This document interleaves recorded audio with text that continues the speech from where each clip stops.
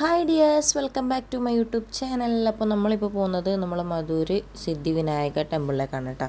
നൂറ്റാണ്ടുകൾ പഴക്കമുള്ള ഒരു പ്രസിദ്ധമായ ക്ഷേത്രം കൂടിയാണ് കേട്ടോ. മാർച്ച് 27 മുതൽ ഏപ്രിൽ 7 വരെ ദിവസങ്ങളിൽ ഉത്സവം നടക്കുകയാണ് കേട്ടോ. അവിടെ കാസർഗോഡ് ബസ് സ്റ്റാൻഡിൽ നിന്ന് 8 കിലോമീറ്റർ ആണ് കേട്ടോ അമ്പലത്തിലേക്കുള്ള ദൂരം. ഇപ്പോൾ ഉത്സവം നടക്കുന്നതുകൊണ്ട് തന്നെ 1 കിലോമീറ്റർ ഇപ്പുറത്ത് നിന്നും സൗകര്യത്തിന് വേണ്ടിയിട്ട് ഫ്രീ ബസ് സർവീസ് ഉണ്ട്.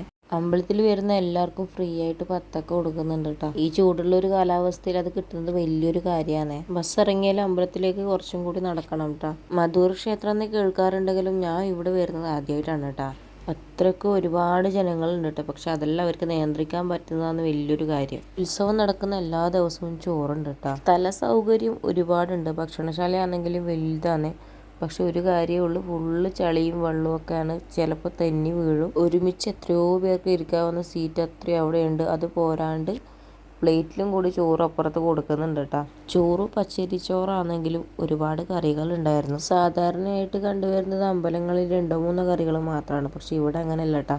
ഭക്ഷണശാലൻ്റെ പുറത്തായിട്ട് ഒരു സ്റ്റേജ് ഉണ്ട് കേട്ടോ. അവിടെ നിരന്തരം പരിപാടികൾ നടന്നുകൊണ്ടിരിക്കുകയാണ്. അമ്പലം തൊട്ടിട്ട് ഒരു കുളമുണ്ട്. എല്ലാം കണ്ട് തൊഴുത് നമ്മൾ വേഗം തന്നെ അമ്പലത്തിൽ നിന്ന് ഇറങ്ങി കേട്ടോ. പിന്നെ പോകും വഴി ഒരു ഗ്ലാസ് ചായയും കൂടി കുടിച്ചിട്ടാണ് പോയത്. അപ്പോൾ ഇന്നത്തെ വീഡിയോ ഇവിടെ വെച്ച് നിർത്താണ്. നെക്സ്റ്റ് വീഡിയോ ആയിട്ട് കാണാം. Okay, by.